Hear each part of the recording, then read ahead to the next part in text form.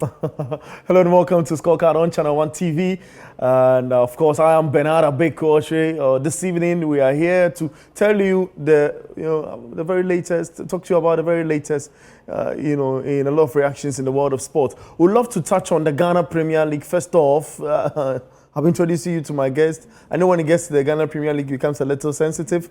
But of course, we'll be telling you, interesting stuff about that today. Then we'll zoom into the greatest league on planet Earth, the English Premier League, and touch on some important stuff. We're moving on to the board and paint a picture clearer to you here on the show. A Scorecard on Channel 1 TV. I'll go for a quick break. When I return in studio, I'll be introducing you to my guests. But first off, know that I am Bernard Abekoche. We'll be back.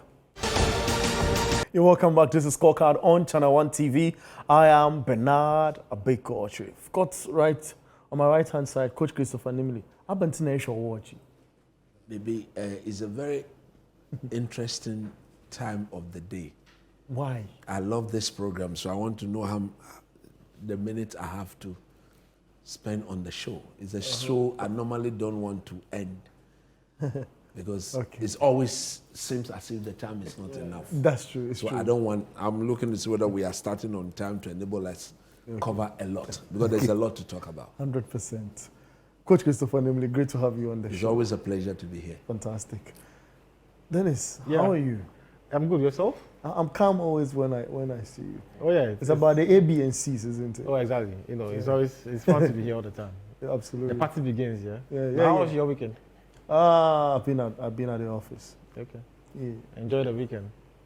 At the office. Good morning. In fact, yesterday At here the myself, we had a wonderful Yeah, time. we had a walk. A proper 10-kilometer walk. Charlie, It was that's nice. beautiful. Yeah, it was beautiful. I mean, That's it's good. great to always be on the ground, with friends. And people feel like disturb him because sometimes, I don't agree with him on certain points on Panorama. So people out there yesterday were on me again that when he speaks, I should allow him. Yeah. They were warning you Yeah. that when issues of Ghana Football Association comes and I'm talking, you should allow me to talk. I knew that was coming. You should allow me to talk. Let's talk about one of the products of the FA, the Ghana Premier League. Is MEDEAMA on top of the league? I see something similar, that which happened in the previous season that led Go Stars to win the league, happen again. Interestingly, it is MEDEAMA who on top of the league now. 3 seasons ago, it was Samatex. When Samatex was winning the league, it was just 2 points between the first and the second. And in the middle was quite, not really scattered. Points were close, between 26 to 32 within that range. Then, for last season's campaign, it was 5 on top, of the league. A person who was on top of the league, the club which was on top of the league, which is Go Stars, who had separated themselves with a 5-point gap. And it was the one who was leading at match day 22 that won the league. Accra has a folk today didn't really, but first off, let's talk about the game on your screens. It's MEDEAMA the league leaders who met Samatex. This to become, it's to be painted as a derby game because of where these clubs are positioned. So this is the Century Park in Samaraboy. And it's Samatex who played against MEDEAMA. I want us to get straight into the discussion. Game ended in a goalless draw. What it means is that in terms of opening gap more on top of the table, it doesn't allow them to go on opening in terms of margin on top. MEDEAMA has gotten 45 points now. BBNE Go Stars, move up to 42 points. So the gap seems to be closer. I want your thoughts after 22 games in the Ghana Premier League, Coach. I think we have a deserving team leading the league. MEDEAMA has been the most consistent team in the Ghana Premier League. True. Especially at home, they've been very invincible. Yeah. And even any time away from home, they've proven to be a very hard nut to crack. Yeah. If you look at Coach Ibrahim Tanko, he's one of the finest in the country. Undoubtedly. No two ways about that. He's somebody I admire a lot from afar. I like his handiwork. So you remember when he was given the under-20 to coach to the Olympics. And we came that close. You remember the guy who destroy everything? Yeah, the Rasta guy. That Rasta guy. I mean, all he should have done was to score, and Ibrahim Tanko would have taken Ghana to the Olympics. Absolutely. That was one of my darkest days, because this is a coach I admire a lot and who I believe had done everything. It now rested on the players to make sure whatever he has done will be manifested, and he got that massive disappointment. So for him to go to MEDEAMA and get them to be on top of the log, playing the best football, I think they are by far the best team in the country. The quality of their football is absolutely brilliant. Yeah. The coaching is one of the best. I want to see Ibrahim Tanko win the league and then take MEDEAMA to Africa. Wow. I really want to see how he will manage them in Africa, because he's somebody I have every belief and every conviction in, that given the chance, he will actually perform. My only worry is with the lack of finishing in their game.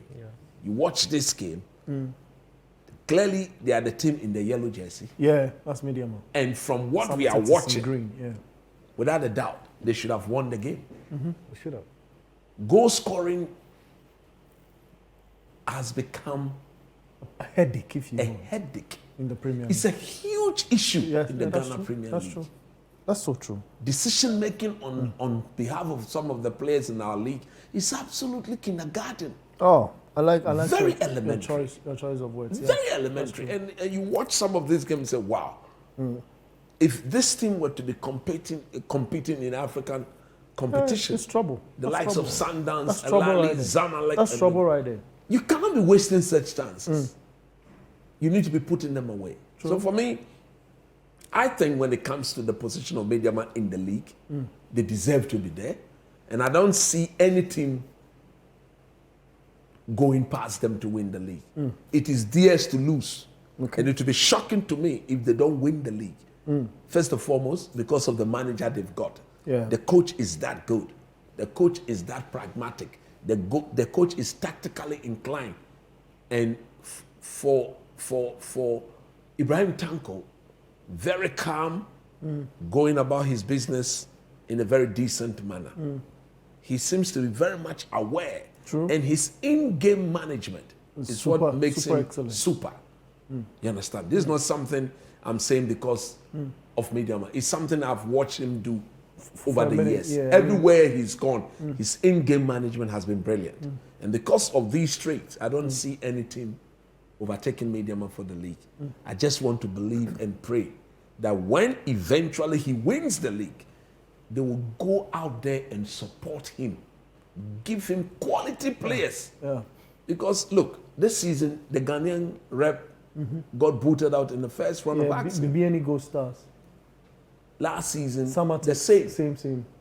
The only time we've had a decent run was Dreams, when Dreams when, FC in the you know, CAF. the Confederations But Cup when it comes to the Champions League, winning the we've been FA booted Cup. out as if, I mean, we are nobody. repeatedly, yeah. And that cannot be allowed to continue. It has to stop somewhere. There has to be a time where the Ghanaian team will go into Africa and get into the group stages.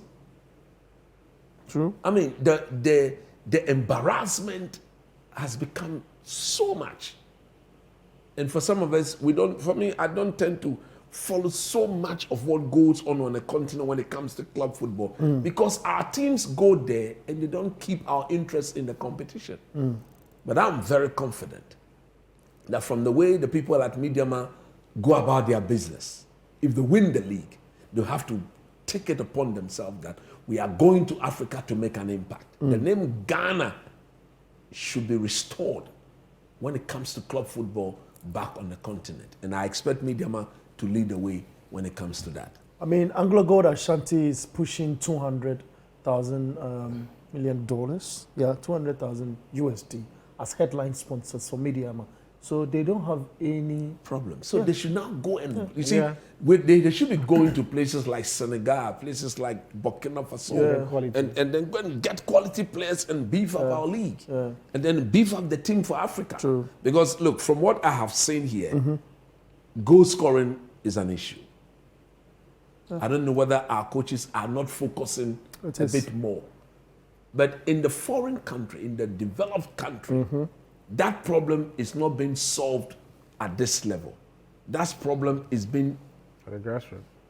solved at the grassroots level. That is where the coaching is done. That is where the boys are taught how to finish. And as they go through the ranks, they can only help to develop and perfect the act of goal scoring. It's an act, too. Yeah, it's true. For those of us who got a chance to watch the original Ronaldo, when I said original Ronaldo, I'm talking about the phenomenon that from Brazil. Yeah. I mean, he you could dribbles see the and way, begins I to mean, smile. You tackle him wrong and he's there are smiling. places he will He go for dances power, on the ball. places he will go that's- for placement, there are places we just go to do. That's it with cheeky ease. And those things are taught at the grassroots level. So for me, like you're saying, Anglo Ashanti, if you look at the amount of money they are pumping in there, they should be able to invest in proper recruitment, quality recruitment, so that MEDEAMA will go to Africa and bring back the Champions League to Ghana. Not win it, but bring proper group stage Champions League football in Ghana, so that we'll see how it goes. True. I agree. Let's talk about Accra Hasselhoff because of the nature of how events are panning out at the top half of the table. Hearts of Oak played in a goalless draw against Chelsea after winning against Kotoko. Man, look at the pitch. Look at the pitch. Look at what pitch is it? This is the Legon. What is this? This is Accra Hasselhoff versus Chelsea. This is the Legon Sports Stadium. Yeah. If you want to know, So we cannot treat grass in this country. it's a shame. We can't treat grass. It's a shame. It's a We serious can't problem. feed grass. It is a problem in this country, and What it do is we shocking need that it's a to problem. what do we need to actually maintain these We pitch? need to pay Frank Wine proper to get the right materials to treat what we have. It's as simple as ABCD. And make sure that there's constant water on the pitch. Today when we were watching, when we were on radio, for example, I got a glimpse on sets where the pitch was being watered or there was water on the pitch, even at the break, at half time. If you look at the amount of money spent on this facility, Yeah. I don't understand why Yeah. somebody should be using the water hose 34 million to be watering dollars this thing. to renovate this. I don't and think joke there's a- around. The architectural development of this facility should have allowed the pipe themselves to come out of the ground and then sprinkle the water Yeah, it has the on the sprinkler. pitch. It has the sprinklers, but there's water problem. We don't have water here. You'll be amazed.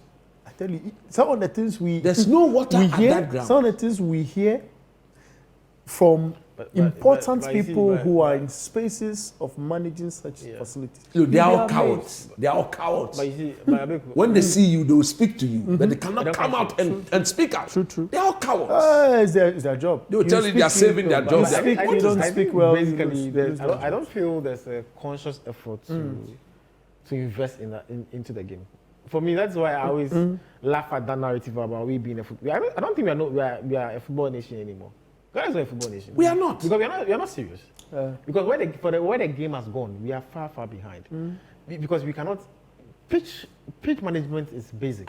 Green grass, Management, water, Basic. fertilizer, and constant attention. Water, sprinkle, give the proper fertilizer, and then spray, and then you can't do this. You'll be amazed that even sometimes the level of the pitch is not proper. You can't do this. You'll be shocked.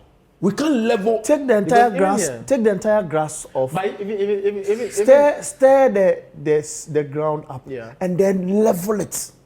because even the Lagos Stadium is relatively new comparatively to the other stadiums, and you expect You'll be it to be amazed. looking better. You'll be amazed. So to see this is crazy. For me, we are supposed to be talking about Accra as a folk who've gotten 40 points, 5 points off the top of the Yeah, table. but And then look at what we are seeing on our screen. Terrible pitch. The nature of that pitch. The nature of this pitch. And across as a folk, supposedly, and the Babara Stadium have the same issue. And this stadium is under the management of the University of Ghana. Look at the bad nature of the people. Look at the way And the ball is bouncing. And it's supposed to be a Premier League match. Look, it is a Premier League game. No, I think you see, for me, I feel like we keep on talking about this thing, highlighting. True, same. And it's becoming like it's the same thing we see all the time. It's becoming worn out. But the fact of the matter is that things are not changing. And if things don't change, you have to keep saying them. And I feel like we always highlight Morocco as an example how much they have invested into their game and their facilities. And you can see it. There was a conscious effort to invest Morocco, into their game. Algeria, go check it out. Algeria. Because and some of these fans, and South Africa, and some of these fans Cote d'Ivoire. Even Cote d'Ivoire. And some of these fans that they use as fans, you also benefit from as a country. And now Uganda. And we say we are a football country. We've been to the World Cup 5 times. And we are kidding at home. We're actually not a football Can you believe country. this? We are not. We're actually not. We cannot maintain green grass. What can we maintain in this country? What can we maintain? We can maintain green grass. Yeah. Green grass. Yeah. We can't solve the problem of green grass. Yeah. We are joking. But as a you country. see, you mentioned Frank Bryan. For me, myself, how many times I've not even heard Frank Bryan come out Look, the to fact come is, and question some of you this. know he's He my friend. can't. He won't. That's the problem. He's my friend. So you see what the problem is? He won't. When he sees you, Believe me, he won't.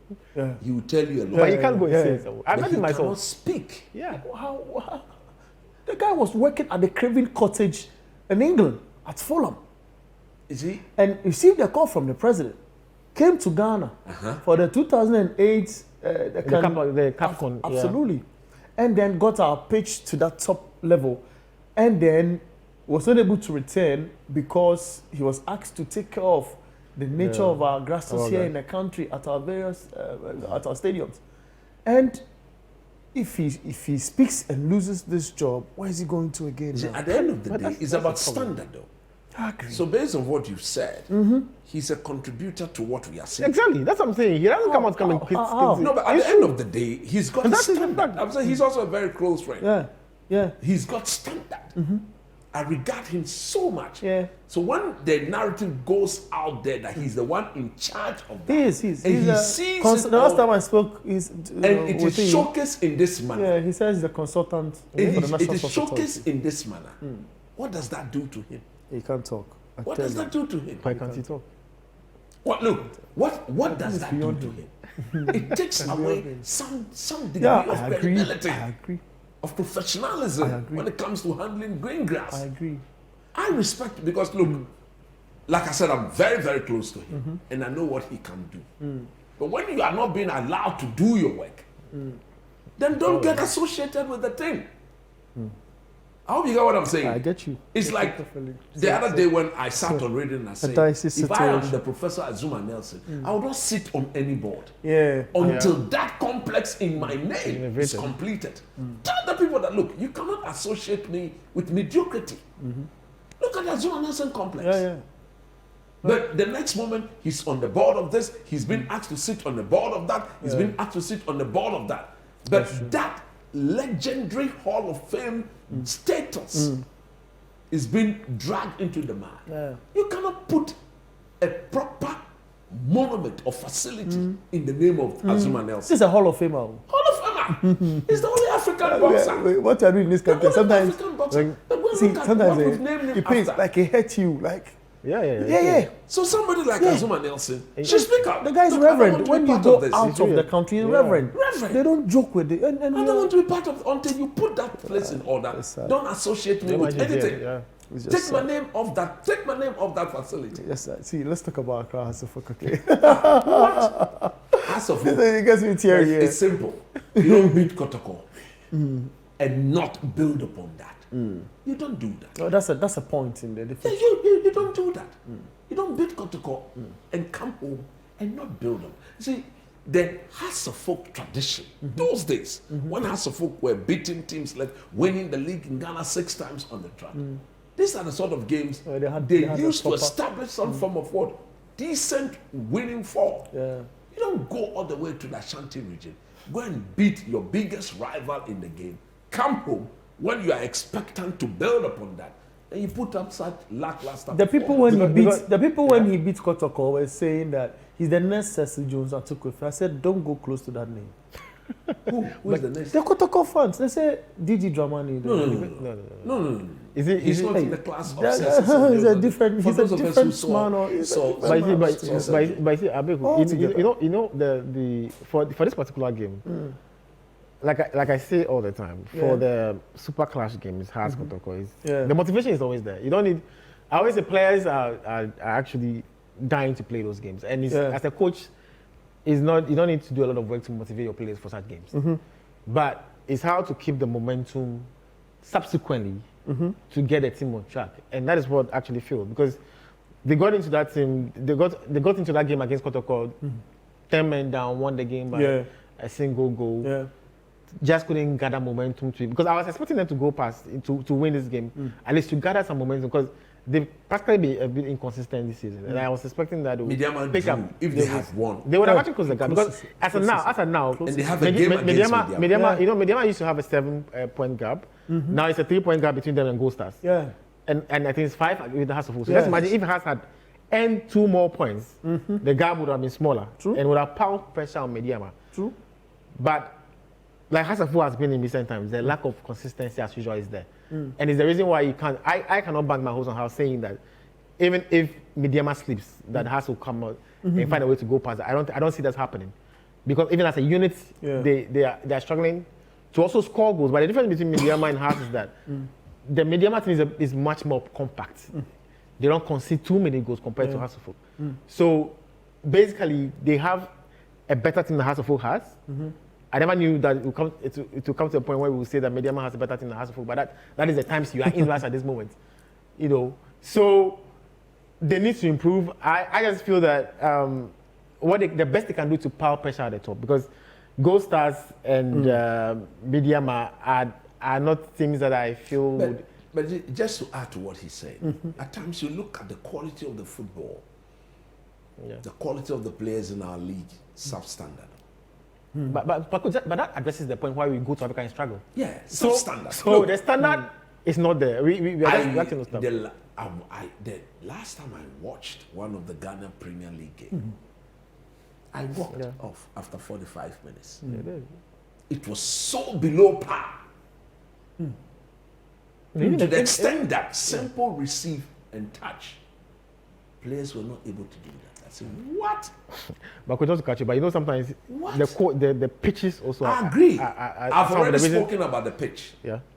But as a technical man, we learned how to coach players on gravel pitches.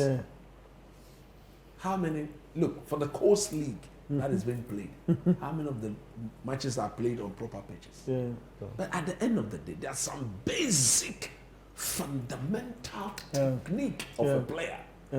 That even I will not spare my under 12 or under 14 player if he doesn't get it right on the gravel pitch.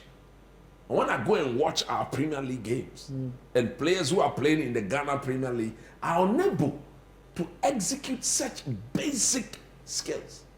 I just walked off and I was asked, coach, I said, come on, I cannot watch this. This is far below what some of us have gotten ourselves used to. No, our league is that. Our league is bad.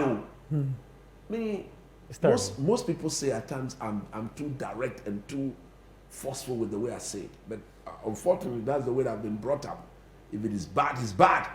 I don't massage it. If it's good, it's good. I will sing all the praises. Abe, we are in big trouble. That's what the trouble we are in. From the Black Stars to the Ghana Premier League, we are in trouble. You understand? And when, at the end of the day, our money, the taxpayers' money, is given, have you seen any improvement since that money was given? The 1 million Ghana cedis to per club, per club. They'll have to account for that, isn't it? Oh, yeah, we have to see it in their play. No, they have to account for that. Because at the end of the day, I get you. They have to account for that. When we request for the Black Stars budget, somebody say we are wasting our time on needless issue. I think that same person turns around, goes to the president of this country, my president, our president, and is given money to go and improve upon his bona fide property. So we have to go back and let him account for it, so that he knows that people pay tax in this country. Kumasi Asante Kotoko won against Young Apostles by 2-0 as well. And it also puts Kotoko's chances a little in that mood of, making it to be part of the top 5, or if you want top 4 guys on the league. They follow Accra Hearts of Oak, and they're on 38 points. So first is MEDEAMA, who've gotten 45 points. Then there's BBNE Ghost Stars with 42 points. Then Accra Hearts of Oak with 40, and Kotoko with 38 points. These are top 4 guys on our log. Unfortunately, we don't have 4 teams representing us in Africa. That's in the CAF interclub competitions anymore. And same as I say, well, we only have 2, just the league winner and the FA Cup winner. I want us to go on break, but if you have any thoughts in relation to what we've discussed in the first half of the show, especially with the league of our roots, I call it the Ghana Premier League, we need to. A lot of things going up in my mind, because I have a lot to say about this league. But you leave your comments in the number that will show up on your screen on our WhatsApp console. We'll pick the messages and read it, in studio for you. Let's go for this quick break. We'll return back in studio, and then we'll get to talk more. This is Scorecard on Channel 1 TV. You're welcome to Scorecard on Channel 1 TV. Coach Christopher Nimley and Dennis Nyako as well, my good friend. Let me pick a few of your messages, then we'll get into European football, and I know you're going to love it. Accra Hearts of Oak are interested in beating Kotoko, but could not beat Rekum Chelsea in Accra by Napoleon in Tumu Sankofa base. Hello, guys. Good evening. Is this the same Heart of Oak that scored Kotoko last week? Shambolic, Bechim. No, you mean Rekum Chelsea should have won the match. That's Blacko inside Tardy. Good evening, Bernard Abeko and your Scorecard crew. Numo Nimli, respect due. If you have followed Heart matches after beating Kotoko, is the most time... No, Parkway, I don't get your message. Hello, Bernard. I am Edward Doche from Spinters. Accra Hearts of Oak will come good. The coach and the playing body need more time to get the results for the fans, he adds. But Pakwesi, can you send your message again? Is it Pakwesi? No, this is Kweku. My name is Kweku. I think you were talking about Pakwesi Fabian as head coach and all of that in the mix. I'm not getting a message properly. Let's get to have the highlights of that Manchester City Newcastle United game. We'll come back in studio to discuss this. You watch this. That's the league that has received a lot of investment, isn't it? Great to see Antoine Semenyo leave the ball for, and that pass was awesome to find Erling Haaland before the cross came for Reali to connect. Semenyo is having a great time, and they're proper coaches, isn't it? Absolutely brilliant from the Ghanaian. Look, you see, this is what we want to see going to the World Cup. But unfortunately, apart from him, you cannot say that much when it comes to our tried and tested players. And it's a worry. It's a huge worry if you're a Ghanaian. Okay? You look at the Black Stars of Ghana as we speak today. Yeah. There are issues. For those of us who are into this game, we know there are issues. Yeah. Let's put that aside. In this game against Newcastle, look, a lot was at stake. Per the result of Arsenal on Thursday. Against Wolves. Against Wolverhampton. Advantage slightly has been given to Man City. Man City are now aware that if they can put together their usual end of season winning run, they'll be champions of England. Yeah. At least by 1 point. Yeah. I'm talking and looking at the situation where Man City win all their remaining games. Which they can. Arsenal win all their remaining games. And when the two teams meet, Man City beat Arsenal and pick the league by 1 point. So every game now is that important. Yeah. And this Newcastle game was so important.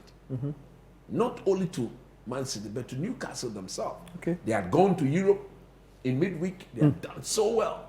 Benefited. I think one of their opponent by 5 or 6 goals to 1. Something like that. So they were coming to the game booming in confidence. Yeah. And if you look at this Man City team, they are not the Man City team that of old again with Pep Guardiola. It's not the Kun Aguero, the Leroy Sané, the David Silva, and the Fernandinho, Yaya Toure. No. This current Man City team, I've always maintained that they will not put fear in any opposition. But as a block or as a unit, they are a good footballing team. They are playing differently from what Pep used to do. Significantly, to point out two of the major differences is even the goalkeeping department. In the Desson, their previous number one goalkeeper, he got himself involved in the build-up. In the passing How many times did we not see him initiate the build-up that leads toward a goal? How many times did we not see him go route one and then it led toward a goal? But with Donnarumma, those things are not being done. So even at the back, the way they go about their thing has changed. Again, Erling Haaland is scoring a lot of goals, but he's not the type of a striker in the class of what? Aguero, in the class of even the Argentine boy, the one that left for Atletico Madrid. Alvarez.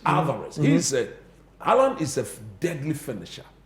And because he's a deadly finisher, when Kevin De Bruyne was there, we all saw the rate at which he got fed. In the current setup, he's not receiving the balls like he used to receive when De Bruyne was around. So now something has changed.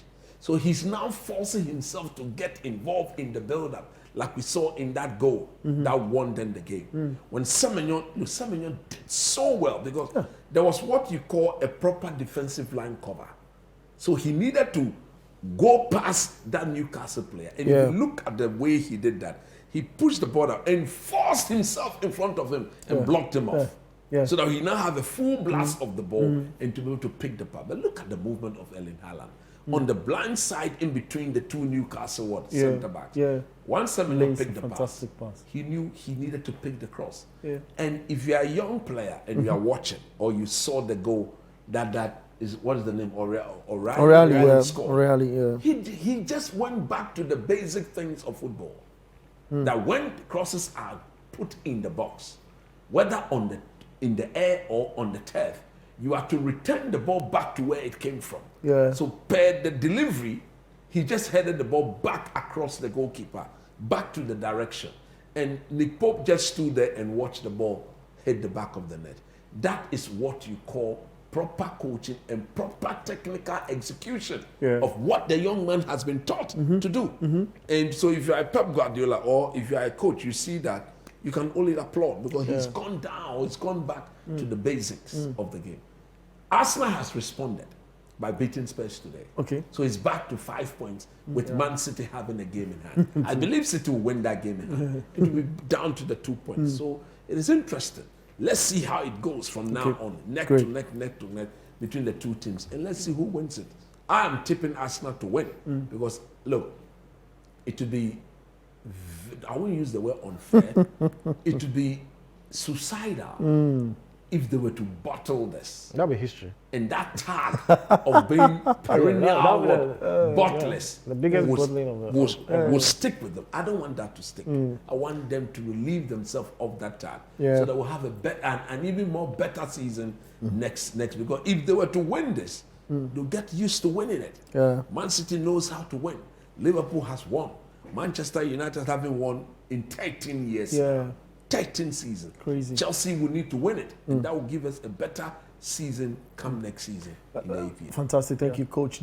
That's a statement win from Arsenal, isn't it? Even though the odds, I checked the odds today. Now I was playing outside the game to see the numbers, which is in favor of Arsenal to win this league. The odds keeps dropping. You know, when you between City and Arsenal and Villa, who is to win the league? I mean, Villa is on down, but between City and Arsenal, the odds for Arsenal keeps drawing. Was that a statement win to put Arsenal in that reality check to say that, look, we have to stay focused. The next game is against Chelsea. Listen, they had to react. You need to face the facts. They were feeling the pressure. They had a very healthy lead, and then felt the pressure in recent weeks. I didn't understand how they gave away those 2 goals when they were leading against Wolves and just let it happen and let it sleep. You see, what is happening to Arsenal is the fact that they are feeling the pressure of sitting behind them. And for me, I think that for how far they've gone, considering how they played last season, you know, as much as they didn't win the league, they actually up there for some time. And I feel that a lot of experience was gathered.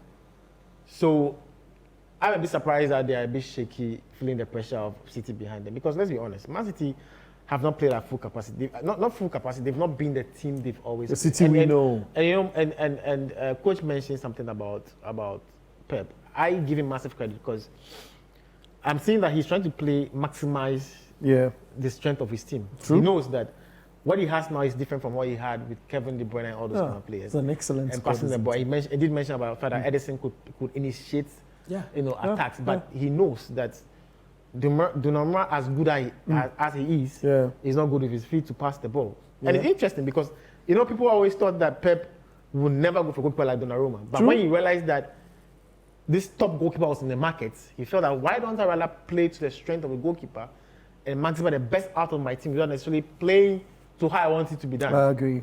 So he's found a way, and let's be honest, I think those signings, Gehi and Semenyo, are crucial. They've been crucial. I think they've elevated the team from here to here. And the reason why this title push is actually going and why they've all of a sudden have this momentum is because of those two players. I know they already have a team, but they've added something to the team. There's the drive, because Samuel has not won the Premier League title. So there's hunger.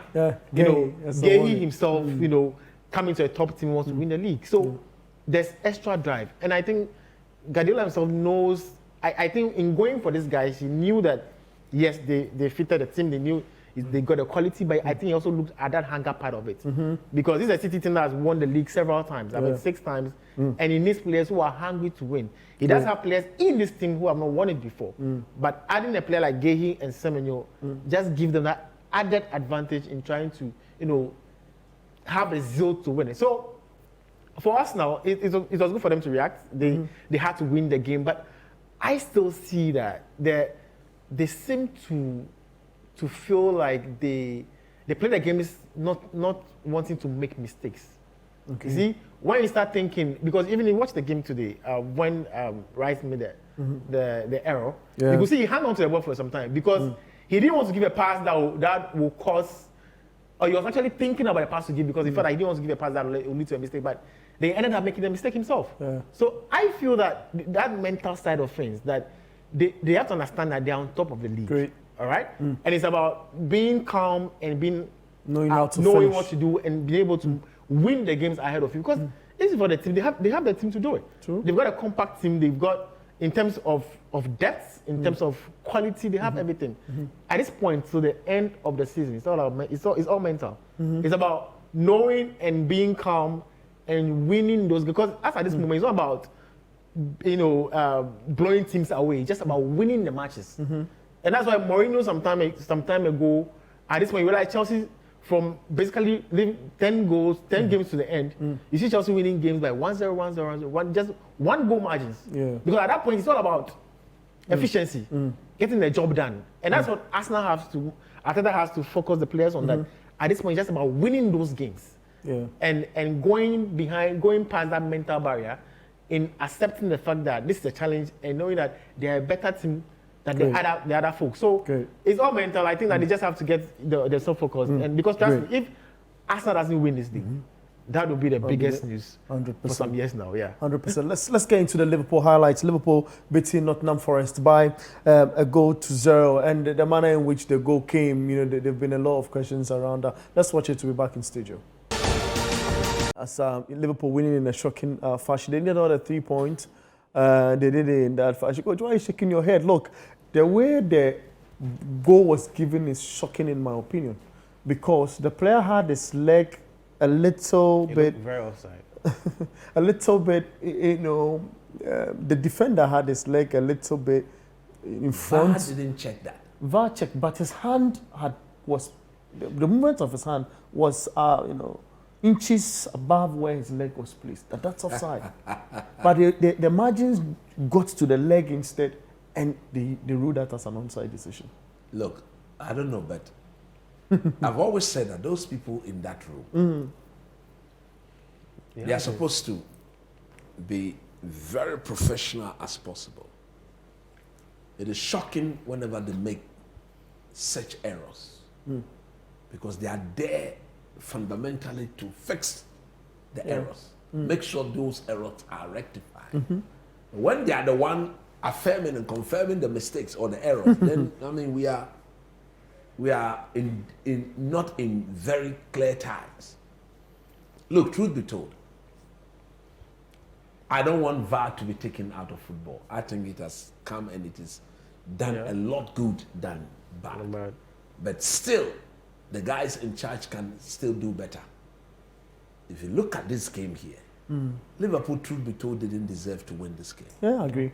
They did not. They didn't I agree. They play were well scattered. at all. They were just all over the all over the place in sixes and sevens. Even the manager, the sort of tactical switches he was doing, you were asking yourself, whoa. Is this Liverpool? Is this Mr. Slot? Oh, shocking. Look, I don't know, but did you see? I think from the way things are going, they may not get Champions League football. That's the... Yeah, they may not get it Very because Arsenal, Man City, Villa, United, Chelsea. Yeah. I think the first 5 will go to them. I don't see, because look, Liverpool themselves have got some very difficult games. These are games that they will lose, and I don't see them playing better because the team is playing as if they've picked. Yeah, and they are now on the down end. Yeah, true. Because in almost every game, you hardly see them dominate. If you look at the manner in which they've won some of their games, they've been very... No, this is not the Liverpool way of doing it. Today, yeah. No wonder they lost to Man City after they've taken the lead in about the 78th minute. They find a way of losing the game. And from the way they are being coached, you can only look at the manager and say, come on, what are those clear instructions that he's given to the boys? They are not being motivated to play. I agree. And the form of some of the players are very bad. Look, I think that if an Slot stays, some of the players will go. And number 1 on the list will be Mohamed Salah. Today, did you watch his mannerism when he was... Yeah, because it's like he came to the bench actually so smiling. The team is playing so bad. Sarcastically. Yeah. And he's been tagged for the reason for why the team is playing so bad. Yeah. And I've always maintained that he's your best goal scorer. So when the team is bad, you don't tend to him and pull him off. No, but even for me, I think that Slot has to question himself because that's what I'm saying. Because if you see these players in the Liverpool team, listen, a lot of them are not playing to full capacity at all. They are not, and that's a coaching thing. And you see, and so it's not just about Salah. A lot of the players are not playing to the best of their ability. He spent over a little close to 500 million pounds in that same area. And I think he wasn't smart, because when the issues started happening, he decided Mo Salah. Yeah, the Mo Salah stagger. He decided to personalize it, so he decided to make Salah a scapegoat, and that wasn't smart. Look, today Gakpo was bad. Because Grafenberg was bad. They were all bad. The whole team. Because what he has done is that he has mentally affected. So you could see that confidence levels have dropped, even for Salah himself. Yeah. And this is something that is because the coach questioned him some. And that's the thing about footballers. And when you're a footballer, if the manager begins to doubt you, it can affect you. It actually makes you to doubt yourself. Yeah. So Salah initially will get the ball and will not be thinking, but now he's thinking. Like he's always questioning himself. Yeah, so that is why you need your coach to be behind you in this difficult, especially when you know that this is your best goal scorer. You are supposed to back him in those difficult situations. But I think he got the plus wrong. He decided to question him. And I think subsequently, it seems to be affecting his ball play. And look at the whole team. I think today, to be honest, this game is like the most boring game I've watched all season. The first half was totally lackluster. There was nothing to offer. And so that's, I agree when coach says that Liverpool didn't deserve to win the game. And I don't think they did, because they didn't offer anything. In the second half, a few changes were made. I didn't see any bites in the attack. The attack was blunt. Gakpo was off color. Even the midfield was non-existent. So there's something wrong with that team, and I feel that is a bit mental. I think some of the players are playing below par because I don't think the message from the coach is really getting across. I want us to go for the Chelsea clip, Chelsea Burnley. I'll pick Dennis's thoughts. Then we'll go for a break and come. Coach will turn to the board and paint a picture of what the manager got wrong really in that game. Let's watch the Chelsea Burnley clip first off. What's wrong with your Chelsea? It's just the same old problem, yeah. It happened against Leeds, it happened against Bournemouth. Chelsea cannot hold leads. They can't kill games, and it's happened again. And they've blown 19 points from winning positions. Yeah. In all season, in all competitions. And the other side of it is that 17 points of those happened at home. Crazy. Terrible. So it's been a problem that's been there, not just under Rosina, even before he came in. And I've mentioned it consistently that Chelsea doesn't have that attack to kill the games. And that's the reason why I felt that when they wanted to do a tweak to the attack and send Jackson away, there should have been a proper upgrade. Liam Delap? Delap is not a Chelsea. He's not a top footballer. He's not a top striker. He's not supposed to be playing a top team. He's just lucky to be at Chelsea. From what I've seen, I've not been impressed. Even technically, as a footballer, when he's giving assist in the game before this. No, you see, there are some players that you can't. They don't belong to a certain level of football. No matter what you see about it. I agree to that now. And he's not. And Delap is not a Chelsea level. I've monitored him. I've seen him play. You can see that he was scoring. Yeah, he was doing well in his previous club, but that is not Chelsea. So I just feel that there was a problem. They couldn't kill the game. They led by a single goal. They were supposed to kill it. They didn't kill the game. Then there was a red card. That also swung the game. Yeah. So and then where my problem lies is when it got to like the 85th minute and Chelsea were leading by 1-0. At that point, I felt that they had to consolidate that lead. At that point. But I was seeing certain things that didn't match with that because I saw Sanchez throwing the ball long, and then the turnover always happened with Burnley, and then they came back, and I felt that the game management at that level wasn't the best. And that's how come I heard a manager speak after the game. He mentioned that there was a marking problem, and he felt that the player that headed the ball for Burnley was supposed to be marked by someone. Yeah. He didn't mention the name, and he mentioned but that it's clear from he said he wasn't going to. He didn't want to throw any player, but we all know who that player probably is. Oh, we'll see it on the exactly. So maybe coach goes to them, they will see that. Yeah, so let's. I think I'll give a chance to coach to go there, but I'm just saying that there was a tactical problem at the end, and I feel there were two factors. Chelsea couldn't kill the game early, and then give the chance to Burnley to come into the game, and it's something that's happened over and over again. And I think that it's something that the coach has to work on, because at this point in time we've got 11 games to go. Yeah. And it's very open. Aston Villa drop points today. United themselves are on the ascendancy. Yeah. There's Arsenal. So there are a lot of teams competing for that top four position. So if you can't be winning these games, it's a problem. You may just slip out. It's a problem. Let's go for a quick break here on Scorecard Live on Channel 1 TV. When we return back in studio, we'll get to the board and then we'll understand the mistakes the coach should have probably corrected on the pitch of play to up. Welcome back. This is Scorecard on Channel 1 TV. Let me take a bit of coach's time to go through the messages. They are in relation to the Chelsea stuff. Then coach will get to the board. Good evening, Jay inside Tishi. The matter there, it's plenty, but it all boils down to leadership.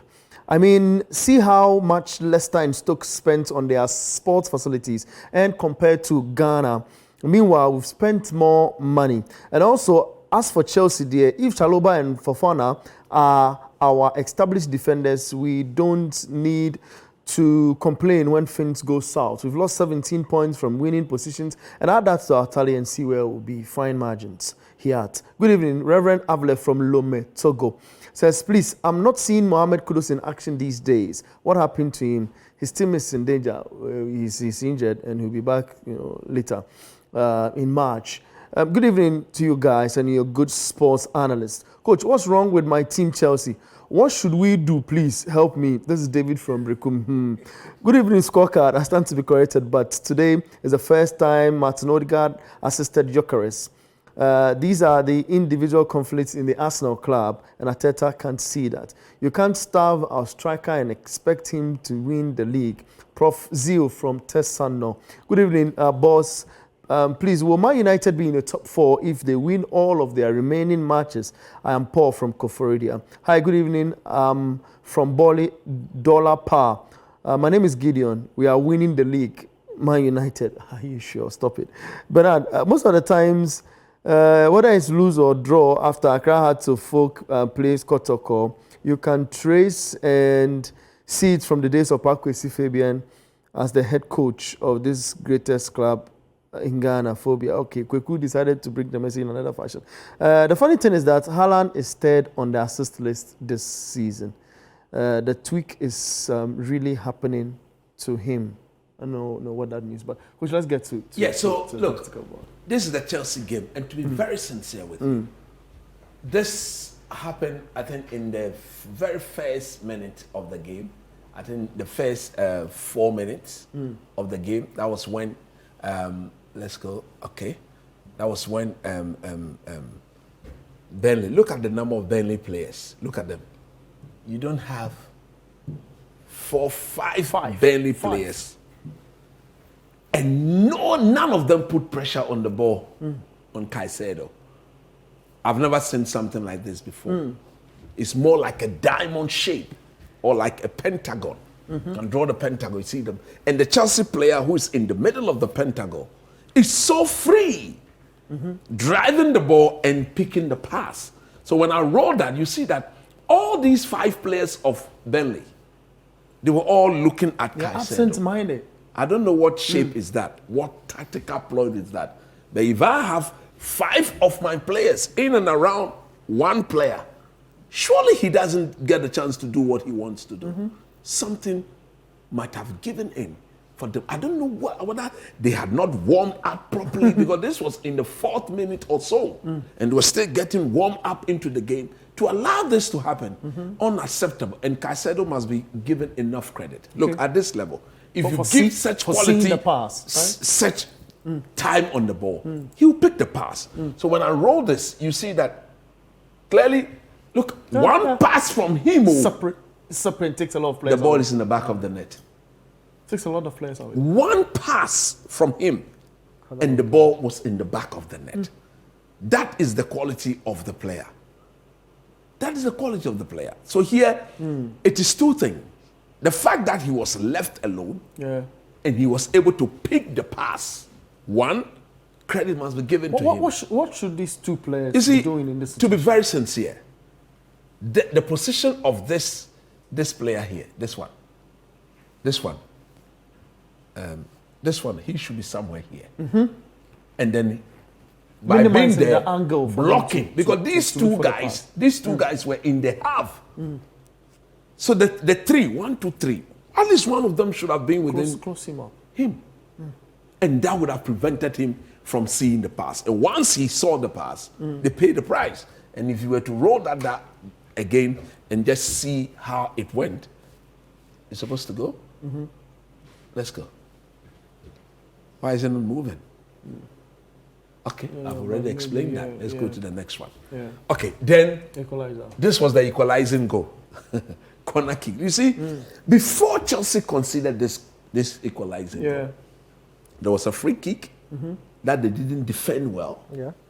Burnley was caught offside, and just after that, this happened. Okay. I'll roll this, and then you see. You see, let me pause it. Good. At this stage, you see the chaos? Very, very chaotic. Now, this is the scorer of the goal. Let me highlight him. So when the Chelsea coach says that, this is the scorer of the goal. At this stage there, he's being marked by this Chelsea player. The 2 of them, you can see, they're holding each other. Now, what then happened for him to let go and he not track the run? But you see that it was a planned thing. When the Burnley player took himself out of the reach of the Chelsea player, on his way going, the Chelsea player realized he needed to track him. But when he was going, there was a Burnley player who then moved to block him. Okay. And that guy went free. He headed the ball into the back of the net. So you just watch this. So as he goes, okay, it will be played again, and then we'll see. I hope we're able to get a full blast of that again so that we'll see it. Yeah, I mean, so you see, watch. I think nobody even blocked him. Nobody even blocked the Chelsea player. They didn't mark him properly. Nobody blocked him. Free header. Look at him. He's going. The two of them. Okay, he's going. And then once he's allowed to go, he heads it in the back of the net. But again, credit must be given to him because he had run across. He needed to take the ball away from Sanchez. Look at his movement. Bang! Away from Sanchez into the far corner. Who should have been marking that guy who came to head the ball? I see Fofana in that picture. It's like it was a zonal sort of marking. Look at where he's coming from. Okay? Look from where he's coming from. And you ask yourself, why are they marking like that? At this level, this is clear lack of leadership. Nobody in charge. Because if look, the days of John Terry, Vidic, and Ferdinand. Look, that's you. That's and then they will. No, it's even more importantly, That's when control. you're protecting a lead, when you're protecting the lead, and there's a last corner like this, and at this time, Chelsea had about 6 to 7 defenders on the pitch. Defenders who are accustomed to be able to deal with area threats. So as to how they were unable to deal with that area threat, for the guy to head the ball, and even look, truth be told, they nearly lost the game from another corner. All the guy needed to do was to hit it, which he didn't, and the commentator was that should have been 2-1 barely. But I think just addresses the point of Chelsea's weakness in defense situations. Look, it's been time and time. Because it happens several times. Anytime Fofana is not there, trust me, in Tosin and then Chaloma, there have been issues. It's been consistent. And I think that these are some of the things that they have to tackle in the summer. It's a bit shocking. If you look at it's been very consistent. If you look at the stature of Tosin Aderobi, very big, tall. Because he's been so poor. Tosin has been so poor. Interesting. You want to have interesting. Let's head into the the Arsenal Spurs situation. We'll come back in studio to talk about that as well. But first off, let's watch the clip, highlights of what happened. Welcome back. Let's head to the board, coach. So, what transpired? There's a lot, but I'm going to just highlight 2 of the goals. Okay. The one from Kolomoini, just to get Declan Rice establishment for over £100 million. You don't do this. Okay? He's so intelligent a footballer, and that he's expected to know that when he's under trouble, you play it simple. There was no need to be smart. Look, such things, this could have been the Champions League final, and the game is gone. True. It's gone because of indecision. At this stage, if you look at what is happening here, he was clearly under pressure. So if you watch him, they had options. This is Declan Rice, and he's been put under pressure by the immediate Spurs player. Look at the option. At this stage, the best option here was to go to the goalkeeper. Just go back to Raya. Raya has shown that with his feet, you can trust him. Go here. Once you go there, he sees or he's able to clear the danger from there. But he decided not to. Now look at what he did. He thought he could be a bit smart. But you don't do that. And then see the error ahead of you. Don't see the error closer to you. When the error is seen closer to you, you make the mistake, you pay the price. And that was exactly what he did. He should have done the same after. He should have allowed the ball and then play to Raya and let Raya do the distribution. Secondly, I think for once, the Arsenal people are very satisfied with their striker. Look, this is the striker's goal. This goal here. But look at the problem with the Spurs defense. It was a makeshift back three. It was what they were rehearsing before the game. Makeshift back three during the back warm-up. five. That's what they were rehearsing. But then the movement was bad. Because if you look at this, so much you see, if you look at this, in the back three, oh boy. Yes, in the back three, this is the back three. This is the first, the second, and the third. Why are they, especially these two? You can clearly see that. Okay. You can clearly see that the gap between this guy here is more than 10 yards.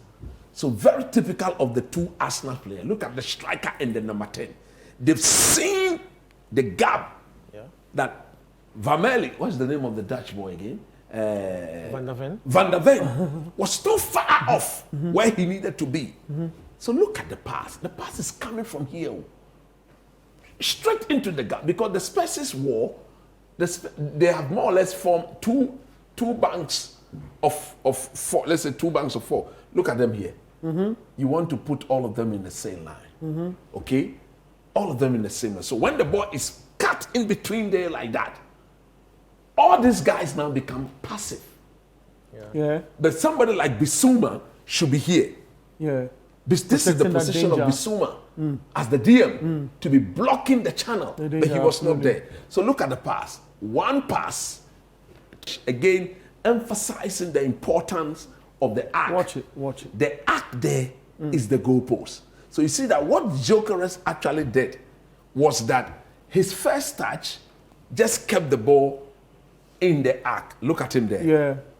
Engaged the ball. First ball, his first touch just got the ball to sit in the arc.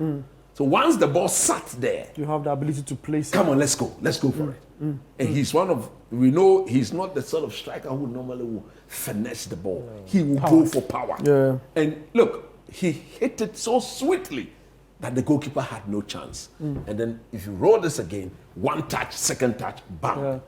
If he had taken another touch before striking the ball, I think he would have missed it. Yeah. So again, if you are going to play the back three, the tactical advice is that your 3 center backs, they cannot be more than 8 to 10 yards apart from each other. The moment they move away, the gap between them is more than 10.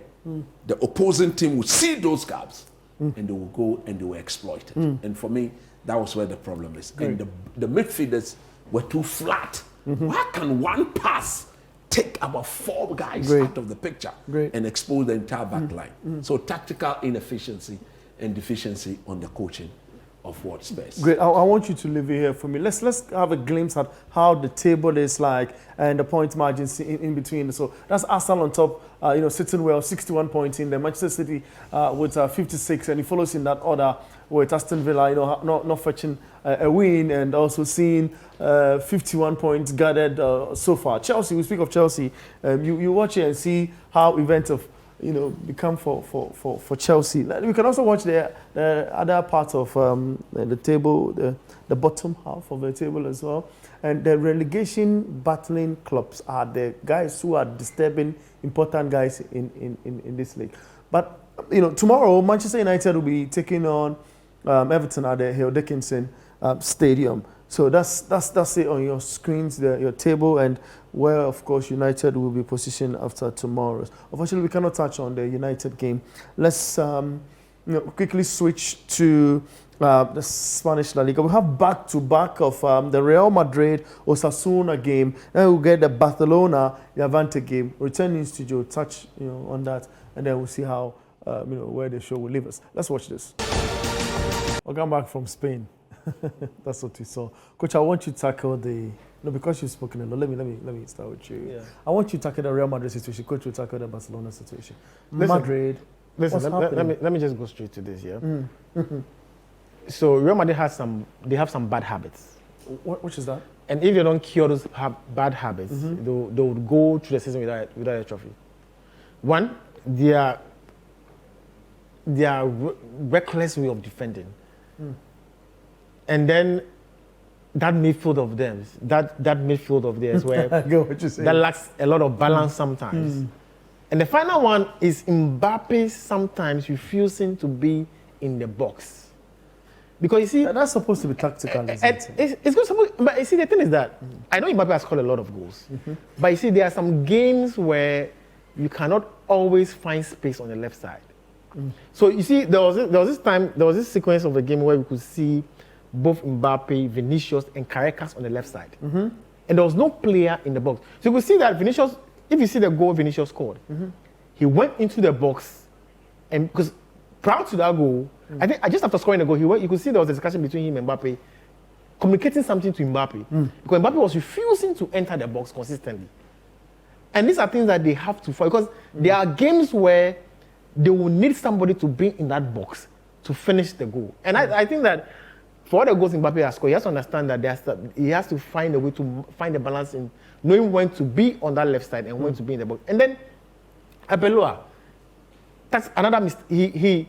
I think he showed a bit of naivety yesterday. The coach? Yes, when Real Madrid got leveled at 1-1, then he made changes. He took out Valverde, brought in Gonzalo. Yeah. But then he made the team very vulnerable to counter-attacks. So Real lost that still in midfield. And because he wanted Real Madrid to score the second goal, he brought in a striker, but then exposing the midfield. And we all know that Madrid defensively is not good enough. So the moment that midfield is exposed, the moment they enter the Real Madrid box, it was going to be in there. Because there was a bit of sequence. The goals have been come even before that. Okay. So I think Abela has to understand that he was in a position where he could have either made Madrid hold on, because if Madrid had a point in this game, I don't think the damage would have been as severe as it is now. So if they have to find a way to manage these bad habits, and I've mentioned them. Okay. Good. That balance in midfield, the defensive frailties are still there, and then the ability of Mbappe to stay in that box in tight games where they need somebody to be there to put the ball at the back of the net. Fantastic. What did Barca do right, coach? I think they welcome back their two most influential players, or let me say three: Frankie de Jong, Pedri, and Rafinha. Barcelona's slump in form coincided with when these guys got injured. Yeah. Don't forget they was a 7 or 8 point lead, but the moment Pedri, Rafinha, de Jong got injured, they lost all those points, and Real Madrid took over. Yeah. Now with the coming back of these guys, that team obviously has become better and stronger.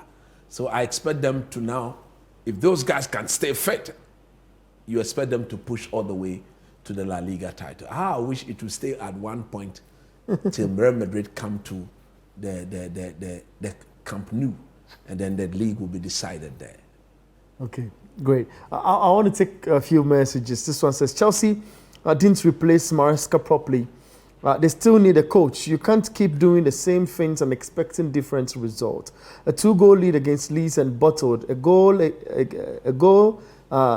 lead against Burnley was also bottled.